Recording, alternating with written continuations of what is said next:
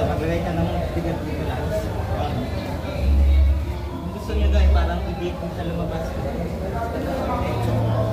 Tapos, atakin nyo to. Atak, pasok ng ulo. Importante yung ulo sa shoulder.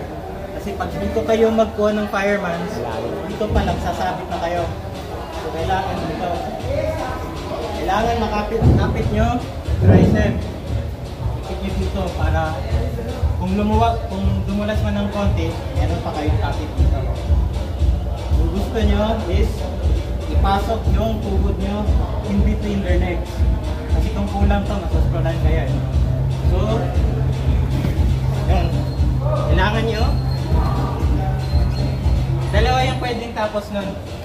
So, kulang yung momento, pwede nyo lang ito itapon sa harap. Pero kung kaya nyo itapon sa kabila, pwede rin. Pero yung importante, yung importanteng point of contact, arm on tricep, ulo sa shoulder, tapos papasok kayo, nasa ilalim kayo.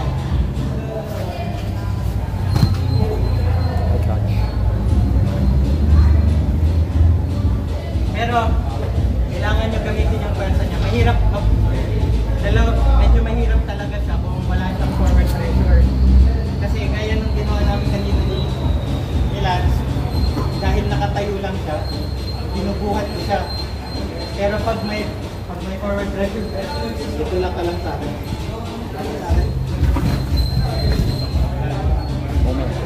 Mas madali siya pag may forward pressure. Kasi ginagamit niya yung momentum niya against sa sarili mo.